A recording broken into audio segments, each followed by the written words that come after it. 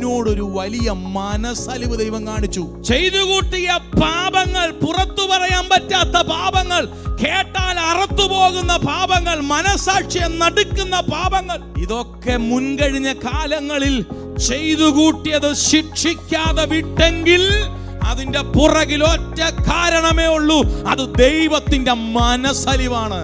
സൗജന്യമായി ദൈവം നീതീകരിച്ചു. ദൈവത്തിന്റെ മനസ്സലിവ്.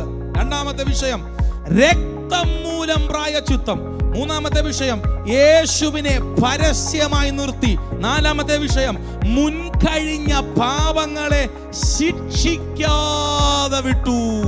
നേരത്തെ ആരുടെ ദാസനായിരുന്നു? പാപത്തിന്റെ ദാസനായിരുന്നു. പക്ഷെ കൃപയാൽ ഇപ്പൊ ഞാൻ ആരായി മാറി? ദൈവത്തിന്റെ ദാസൻ, നീതിയുടെ ദാസൻ. എന്താ കാരണം? ദൈവത്തിന്റെ മനസ്സലിവ്. ഓണർഷിപ്പ് ചേഞ്ച് ചെയ്തു. വേറെ ഒരു ഓണറിന്റെ കയ്യിലായിരുന്നു നമ്മളെല്ലാവരും. നശിപ്പിക്കാൻ കൊണ്ടിട്ടിരുന്നതാ, ഒതുക്കിയിട്ടിരുന്നതാ, അവസാനിപ്പിക്കാനിട്ടിരുന്നതാ, പ്രയോജനപ്പെടരുതെന്ന് പറഞ്ഞ് മാറ്റിയിട്ടിരുന്നതാ, ഉയരല്ലെന്ന് പറഞ്ഞ് ആമെ ശപിച്ചിട്ടിരുന്നതാ. പക്ഷെ എന്റെ ദൈവം കാൽവറിയിൽ വില കൊടുത്തേച്ച് പറഞ്ഞു, ഞാൻ നിന്റെ ഓണർഷിപ്പ് ഏറ്റെടുക്കുകയോ. അതിന് പറയുന്ന പേരാ ദൈവത്തിന്റെ മനസ്സലിവ്.